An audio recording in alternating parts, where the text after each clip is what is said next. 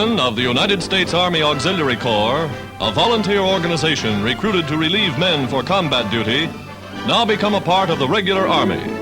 Before their commander, Colonel Hobby, they take the oath of allegiance as regular soldiers. Serving in hundreds of jobs, such as chauffeurs and cooks, telephone operators and typists, they're relieving thousands of men for service at the front. And here's the first contingent to arrive in England, the largest unit of women ever sent overseas.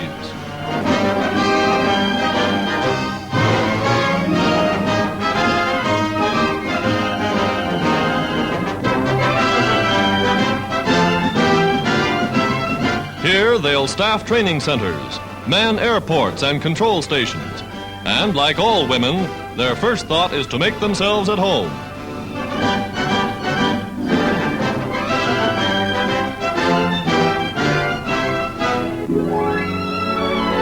Their first leave in a new land is a great adventure.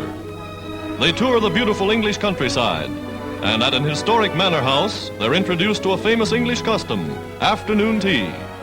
British hospitality for America's service women overseas.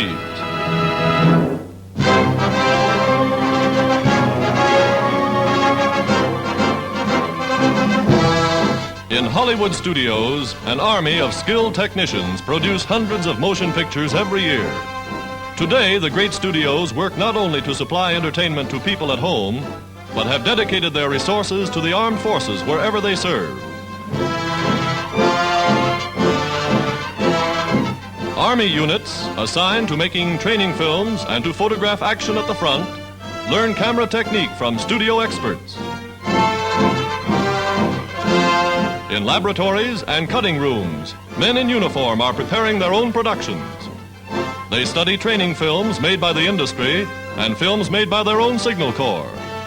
Whether it's how to put on a gas mask or how to handle a gun, everything is covered in Army motion pictures.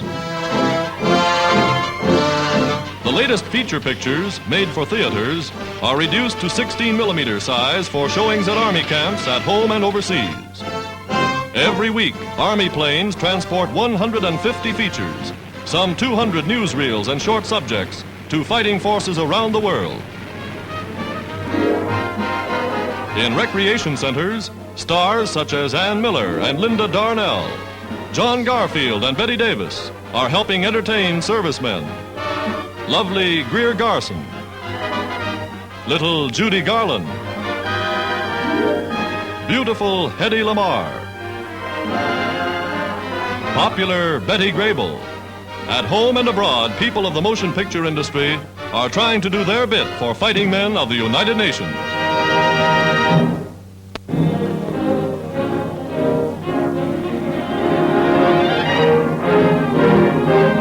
In Canada, at the famous fish hatchery of San Jovita, Quebec, game wardens sort and grade hundreds of thousands of young trout to replenish mountain streams and lakes.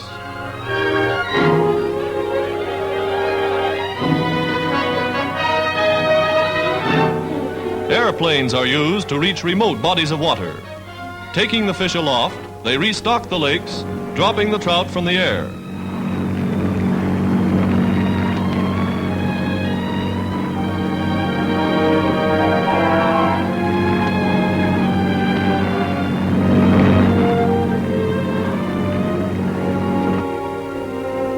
First customers, French-Canadian soldiers home on leave.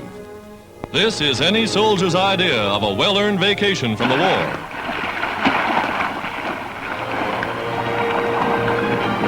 There's a 5-pound trout on that line, and they land him like veteran fishermen. A real meal, this, right out of the water.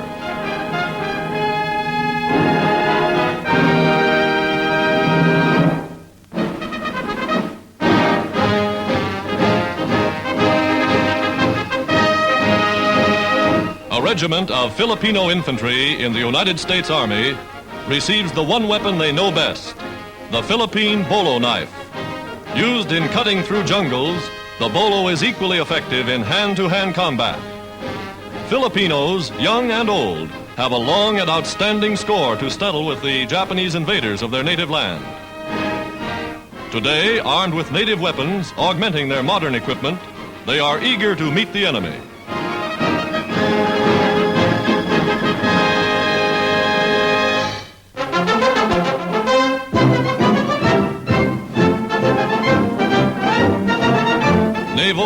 cadets, 1,000 miles from the sea, learn the technique of flying with the fleet. In battle formation, they take off for their floating base of operations on one of America's Great Lakes.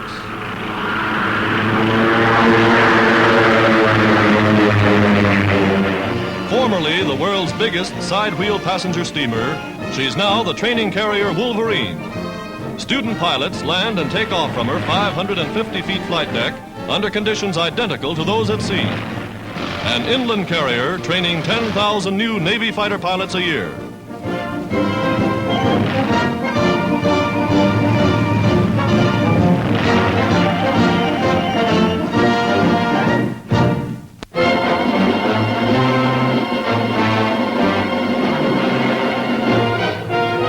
Lieutenant General Patton, commanding the American 7th Army in Sicily, leaves headquarters in an armored car as United Nations forces continue to sweep northward in their drive to occupy the entire Italian island.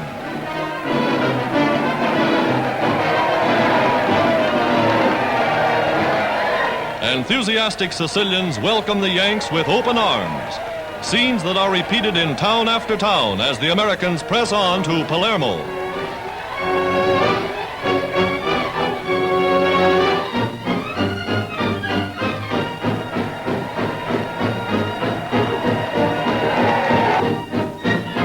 Civilians, eager to cooperate, voluntarily surrender their weapons to the Allied authorities.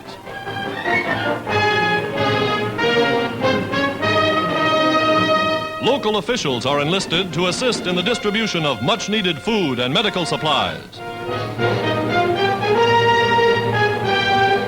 Palermo, nerve center and capital of the island, is surrendered by the Italian commander who rides with American General Keyes into the city.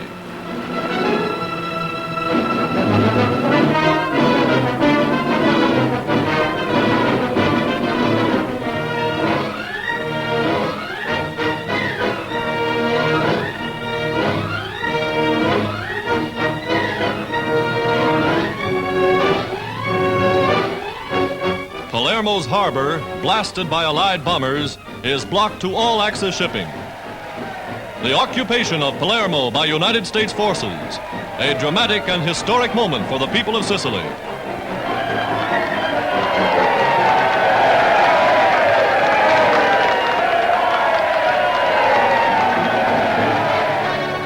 General Patton is greeted by members of the clergy as his victorious 7th Army moves in.